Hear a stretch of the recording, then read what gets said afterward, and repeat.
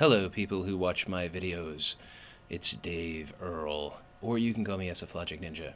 I don't care.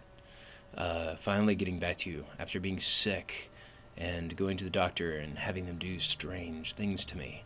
I am back, and I would like to apologize because I said I was going to put one up a week later, and I didn't. So I'm hoping I can get something out there to you today. I got Logic 8, and it's just awesome. So, I was kind of racking my brains. I wanted to go over some of the things in Logic 7 that everybody's afraid of, but I also want to show you the stuff in Logic 8 that's new and just so cool. So I hope you enjoy, and I will see you next week.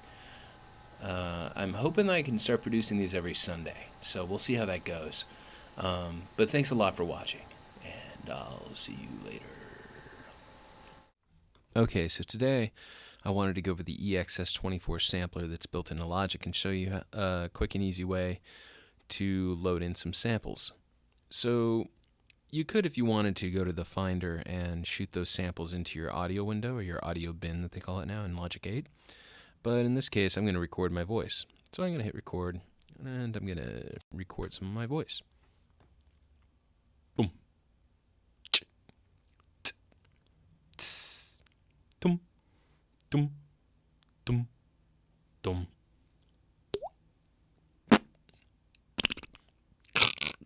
Anyway, you get the idea.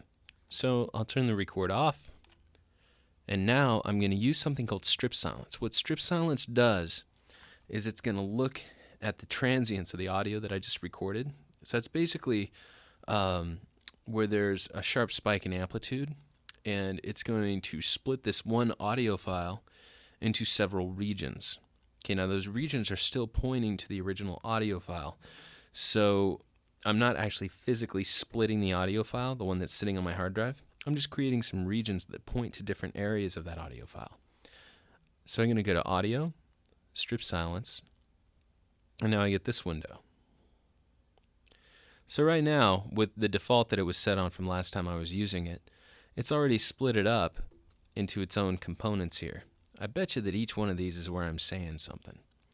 So it looks pretty good to me, and since they are just regions, it's not going to make new audio files out of them, I can always go back and retweak it if I need to. So I'll hit OK.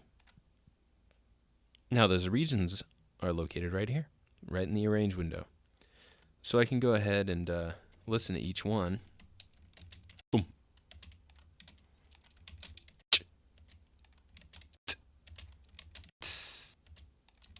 Dum. Dum. Okay, now I probably want to make this one region. So a way to merge those regions together, I'm going to use the merge key command that I made, which is J for join. And over here, dum. Okay, dum. So they sound pretty good. Now, in Logic 8, I could actually just drag these regions into the EXS24. But like I said, they're all still referencing that original audio file. So what I do is something a little different. I'm going to use a key command that I made up that will turn those regions into their own individual audio files. So right now we have one audio file on the drive that's being accessed by several regions. What I'm about to do is I'm going to take all of those little regions and turn them into their own audio file. So I grab them all, just like that, and I'll go ahead and I'll go to the menu this time. Audio, convert to new audio files. Now the trick with this, 13 regions to be saved.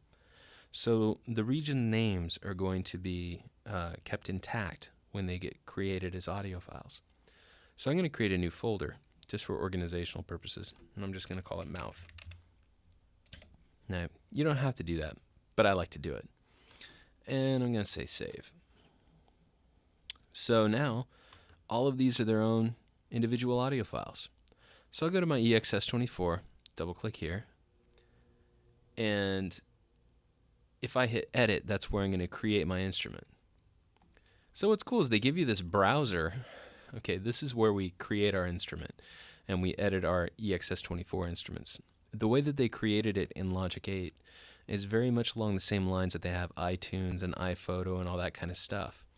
All zones Okay, that's essentially all the samples that you're using in the instrument. So to get all the samples into the instrument, I'm just going to grab them out of the arrange window, and I'm just going to toss them right in. Now there's three different things. There's auto map, drums, and contiguous zones.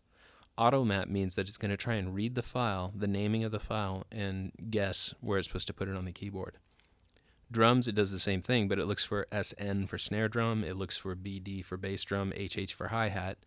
So since I did this all with my mouth, I didn't name them anything special. I'm going to say contiguous zones, which means it just puts them, you know, if I have it on C, it goes C, C sharp, D, D sharp, E.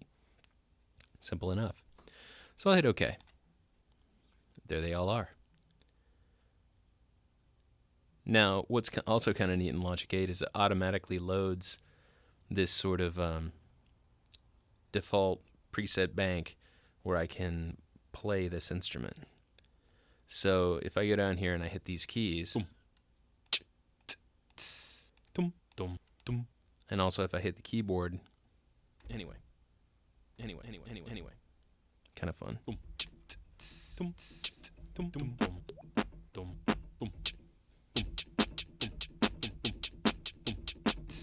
Okay, that's all fun.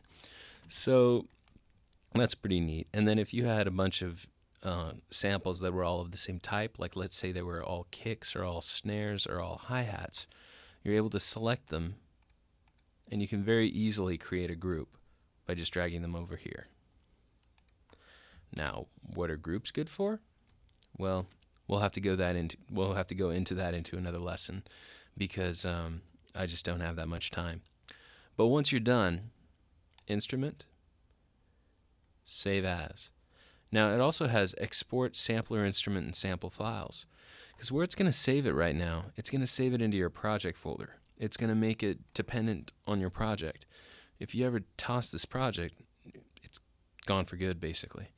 So if I want to put this in my library, I might want to go export sampler instrument and sample files. When I do that, it's going to go into Dave Earl mouth instruments. Now I had one from previously that I called mouth, so that's kind of confusing. What might be safer is to go to my home folder, library, application support. Where's Logic? There it is. Logic. And there are all my sampler instruments. There's everything. So maybe custom sounds, my weird sounds custom like, and then I'll just save this as the mouth. So when I hit save, you'll see that up here it's not going to say 14588 anymore. It's going to say the mouth. Bada bing. So I come over here, close my editor up, and then in my Exs24, if I ever need to go to them, there it is. Custom sounds, my weird sounds, sampler instruments, the mouth. And there you go. I'm still just a little sick, so I hope that you got something out of that. I went pretty fast, but we don't have much time in these YouTube videos, so I want to make sure that I got enough in. Anyway, I hope you all have a great time with it, and please leave comments and questions, and visit our website at www.pyramind.com, and take care. Ciao.